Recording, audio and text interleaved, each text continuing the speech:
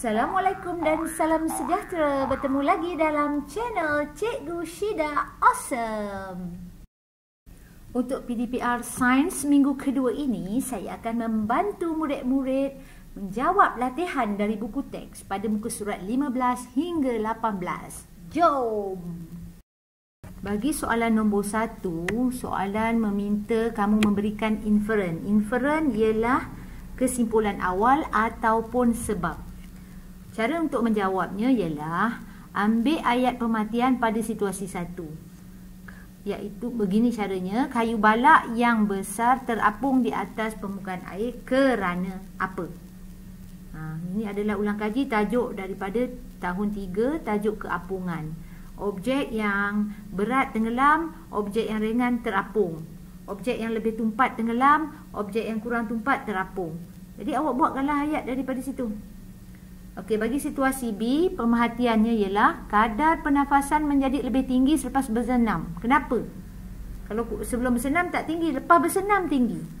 Jadi jawapan dia, kadar pernafasan menjadi lebih tinggi kerana badan kita memerlukan apa? Bagi soalan kedua, baca soalan ini betul-betul. Raja di bawah menunjukkan dua cara murid tahun 5 Zamrud ke sekolah. Jarak di antara rumah mereka ke sekolah adalah sama, iaitu 1 km. Kalau jarak sama, itulah pemboleh ubah yang dimalarkan. Cara mereka pergi ke sekolah itu berbeza, itu adalah pemboleh ubah manipulasi. Dan masa untuk sampai ke sekolah adalah pemboleh ubah yang bergerak balas. Jadi soalan pertama, ramalkan tempoh yang diambil untuk murid-murid itu sampai ke sekolah. Agak-agak awak lah pada ramalan awak, jangkaan awak berdasarkan pemerhatian, berdasarkan pengalaman. Murid mana yang sampai ke sekolah dahulu, murid mana yang sampai kemudian. Tuliskan kat situ. Murid A mengambil masa untuk sampai ke sekolah lebih cepat berbanding dengan murid B. Begitulah cara menjawabnya. Okey, yang kedua, jika murid B mengambil tempoh masa 15 minit untuk sampai ke sekolah, agak-agaknya murid A mengambil masa lagi panjang ke lagi pendek? Murid B 15 minit, murid A tu berapa minit? Awak boleh memberi jawapan dari segi nombor dengan mengatakan nombor 10 minit ke ataupun 5 minit ke, ataupun awak boleh memberi ayat dalam bentuk ayat lebih cepat daripada murid B pun boleh. Bagi soalan nombor 3, Raja di bawah menunjukkan bilangan penyu yang mendarat di perairan negeri M dalam tempoh 6 tahun. Okey, soalan yang pertama A, berdasarkan raja di atas, apakah pemerhatian kamu? Okey, dia suruh kita buat pemerhatian. Cara nak buat pemerhatian ada banyak cara sebenarnya. Tapi awak bolehlah memilih cara saya yang pertama ni, iaitu cara menggunakan corak. Okey. Ambil ayat dari pemboleh ubah bergerak balas, iaitu bilangan penyu. Bilangan penyu berkurang. Bilangan penyu yang mendarat dari tahun 2013 hingga 2015 semakin berkurang, tetapi mula bertambah dari tahun 2016 hingga 2018. Itu adalah pemerhatian dalam bentuk corak. Tetapi kalau awak nak buat dengan cara yang kedua, iaitu awak menggunakan pemerhatian paling. Maksudnya begini, bagi tahun 2013 bilangan penyu paling banyak mendarat di perairan negeri M. Ataupun dengan cara yang ketiga, pada tahun 2015 dan 16, bilangan penyu mendarat di negeri perairan M, di perairan negeri M adalah paling sedikit. Okey, bagi soalan yang kedua, berikan inferen tentang bilangan penyu yang mendarat bagi tahun 2015 dan 2016. Kenapa 2015 dengan 16 tu sikit sangat? Pemerhatiannya bilangan dia sikit sangat. Jadi kita kena memberikan sebab dekat situ. Kerana cara menjawabnya begini. Bilangan penyu yang mendarat bagi tahun 2015 dan 16 paling sedikit. Kerana agak-agaknya kenapa? Cuba awak fikir. Sebab yang menyebabkan penyu tak mendarat kat tempat tu. Mungkin sebab pantai tu kenapa? Apa sebabnya? Fikir satu alasan yang logik. Okey, bagi soalan yang terakhir C, berapakah jumlah bilangan penyu yang mendarat dari tahun 2016 Tengok 2016 tu bilangan, ini awak kena lihat petunjuk yang ada pada carta tu. Seekor penyu tu mewakili 100. Okey, tengok 2016 1 seekor. Jadi 100. 2017 2 ekor, 200 dah 300. 2018 ada 300 lagi. Jadi jumlahkan semua sekali daripada 2016, 2017 dan 2018 tu. Berapa jumlah bilangan penyu yang mendarat dalam tempoh tersebut? Bagi soalan yang keempat, kelaskan objek yang berikut berdasarkan ciri-ciri yang dikenal pasti. Awak lihat gambar dalam slide ni. Jadi kat sini apa yang sama? Apa yang kita boleh kumpulkan dia? Kita boleh kelaskan dia mengikut ciri persamaannya. Jadi kita nampak dekat sini ada dua jenis. Satu tu alat tulis dan satu lagi peralatan di dapur. Soalan nombor 5. Suatu penyiasatan dijalankan untuk mengenal pasti sifat kimia bahan J, bahan K, bahan L, bahan M dengan menggunakan kertas litmus merah dan litmus biru.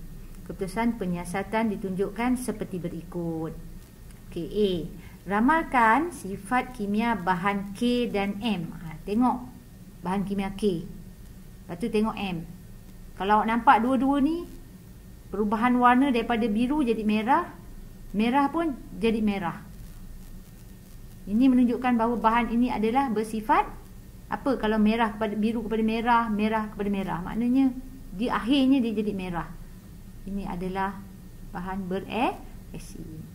Okey, itu jawapan. Saya dah bagi pun jawapan. Okey, kedua, kelaskan bahan J, K, L dan M kepada sifat kimia yang betul. Tengok J pula. J, biru kepada biru, merah jadi biru pula.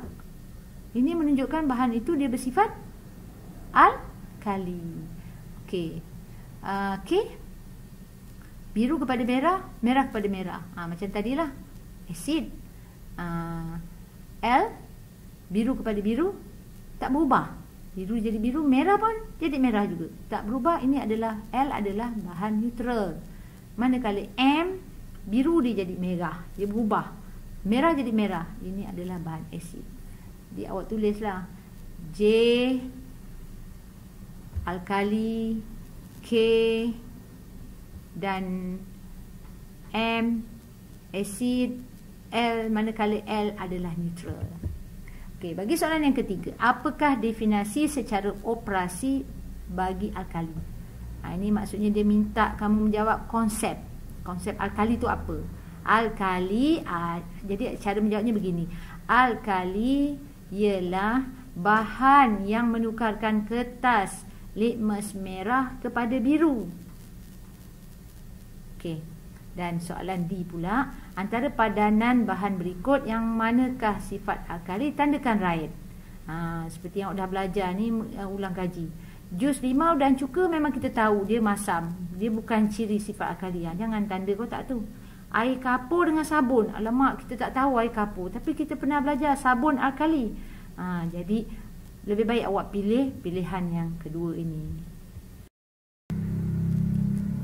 Bagi soalan keenam, apakah perhubungan ruang dan masa bagi situasi di atas? Perhubungan ruang dan masa maksudnya ialah menghubungkan perubahan parameter. Kat sini parameter yang terlibat ialah saiz, ketinggian anak pokok ataupun bilangan daun. Jadi cara nak menjawab, awak boleh pilihlah yang mana satu yang awak nak buat hubungan tu. Okey, contohnya saya bagi beginilah. Semakin bertambah hari, semakin bertambah ketinggian anak pokok. Ataupun ada cara yang kedua ialah pertumbuhan anak pokok adalah pertambahan ketinggian anak pokok. Soalan nombor 7. Rajah di bawah menunjukkan kedudukan planet dari matahari dalam sistem suria. Kedudukan planet mempengaruhi tempoh yang diambil oleh planet untuk membuat satu peredaran lengkap mengelilingi matahari. Okey, pada soalan tu kita nampak perkataan mempengaruhi. Kedudukan planet itu adalah pemboleh ubah yang dimanipulasi. Mempengaruhi apa? Masa tempoh yang diambil oleh planet untuk membuat peredaran lengkap. Itu adalah pemboleh ubah yang bergerak balas. Jadi pada soalan ni kita kena baca betul-betul dan kena pasti pemboleh ubah pada soalan. Jadi bila ditanya soalan hipotesis, kita senang nak menjawab nanti. Okey, soalan yang pertama A. Apakah planet R? Kita lihat betul-betul bumi dekat dengan matahari, selepas bumi ada satu orbit, lepas tu baru planet R. Maknanya lepas bumi marih, lepas marih planet R. Agaknya apa planet R tu? Cuba kamu teka. Okey, seterusnya soalan yang kedua B. Berdasarkan penyiasatan di atas, nyatakan pemboleh ubah. Ni yang dimanipulasi dan bergerak balas. Yang tadi saya dah sebutkan. Kedudukan planet, yang kedudukan planet ni mempengaruhi tempoh yang diambil untuk planet itu beredar mengelilingi matahari. Jadi pemboleh ubah yang dimanipulasi ialah kedudukan planet. Pemboleh ubah bergerak balas ialah tempoh yang diambil oleh planet untuk membuat satu peredaran lengkap mengelilingi matahari. Sekarang daripada hipotesis itu pergi kepada soalan C. Banner hipotesis bagi maklumat yang dikenal pasti berdasarkan pemerhatian dalam penyiasatan ini. Jadi kalau nak banner hipotesis, mulakan ayat dengan semakin. Masukkan pemboleh ubah manipulasi dulu. Semakin bertambah jauh kedudukan planet. Maknanya semakin bertambah jauh kedudukan planet.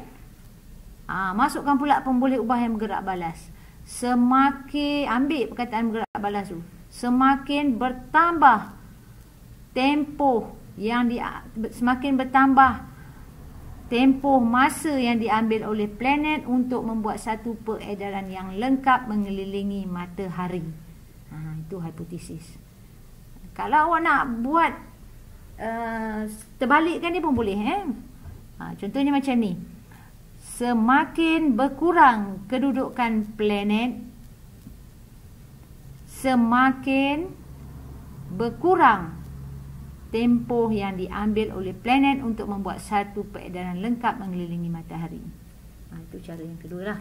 Okey, dan yang terakhir, diramalkan tempoh yang diambil oleh planet R untuk membuat satu peredaran lengkap mengelilingi matahari berbanding dengan bumi. Dia suruh awak bandingkan R punya masa untuk beredar mengelilingi matahari dengan bumi. Jadi awak tulislah. Ambil perkataan pemboleh ubah bergerak balas tu. Tempoh masa yang diambil oleh planet R mengelilingi matahari lebih lama berbanding dengan bumi. Ataupun awak nak buat lawan dia, tempoh masa bumi mengelilingi matahari lebih singkat berbanding dengan planet R. Itu pun boleh. Berikan sebab kenapa R tu mengambil masa yang jauh, mengambil masa yang lama.